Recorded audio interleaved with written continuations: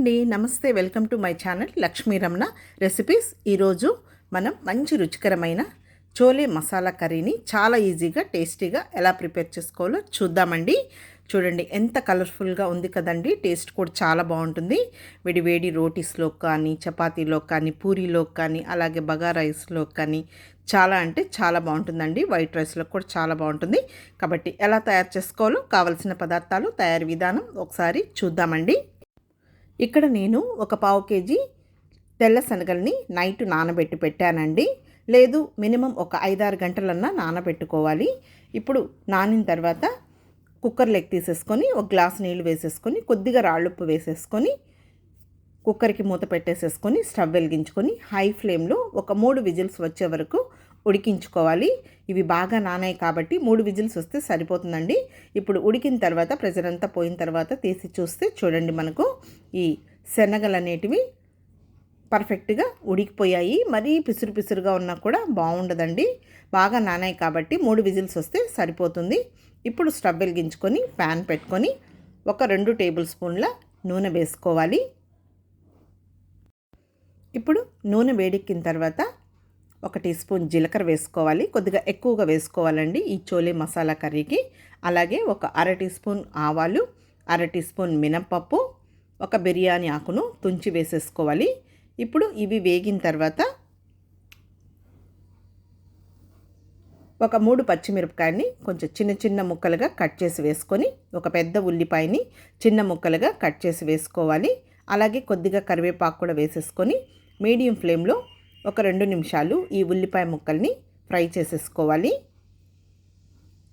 చూడండి, ఉల్లిపాయ ముక్కలు వేగిపోయాయి. మరీ ఎక్కువ ఏమీ ఓవర్గా ఫ్రై అవ్వాల్సిన అవసరం లేదు. ఈ విధంగా ఉంటే సరిపోతుంది.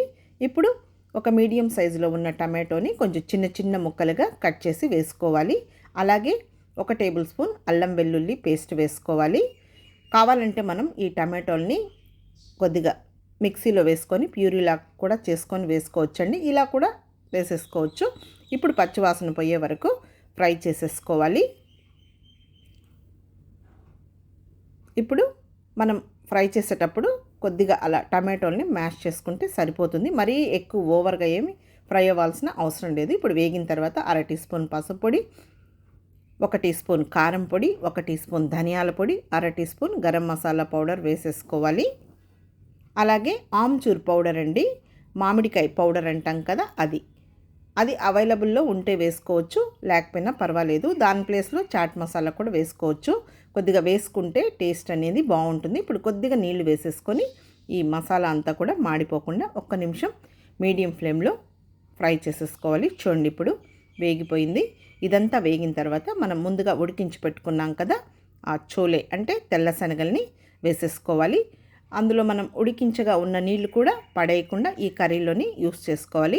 ఇప్పుడు ఇంకొంచెం రాళ్ళుప్పు వేసేసుకొని ఇప్పుడు ఇంకొక 2 నిమిషాలు మీడియం ఫ్లేమ్లో ఈ చోలేను ఈ మసాలాతో పాటు ఫ్రై చేసేసుకోవాలి. చాలా హెల్దీ అండి. ఫైబర్ అనేది ఎక్కువగా ఉంటుంది. టేస్ట్ కూడా చాలా బాగుంటుంది. ఇప్పుడు కొద్దిగా చింతపండుని నానబెట్టుకొని కొద్దిగా చింతపండు రసం వేసుకోవాలండి.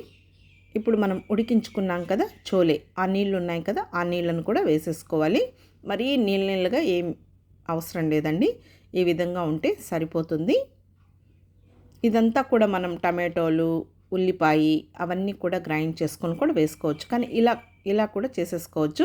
ఇప్పుడు మూత పెట్టేసేసుకొని మీడియం ఫ్లేమ్లో ఒక 3 నిమిషాలు ఉడికించుకున్నామంటే మనకు కర్రీ అనేది రెడీ అయిపోతుంది. ఇప్పుడు చూడండి, కర్రీ రెడీ అయిపోయింది. చివరగా కొంచెం కొత్తిమీరని సన్నగా చాప్ చేసి వేసేసుకోవాలి. ఇప్పుడు ఇదంతా కూడా ఒకసారి కలిపేసేసుకుందాం. చూడండి, మనకు ఎంతో కలర్ఫుల్గా టేస్టీగా చోలే మసాలా కర్రీ రెడీ అయిపోయిందండి. ఇప్పుడు స్టవ్ ఆఫ్ చేసేసుకొని డిష్ అవుట్ చేసేసుకోవాలి.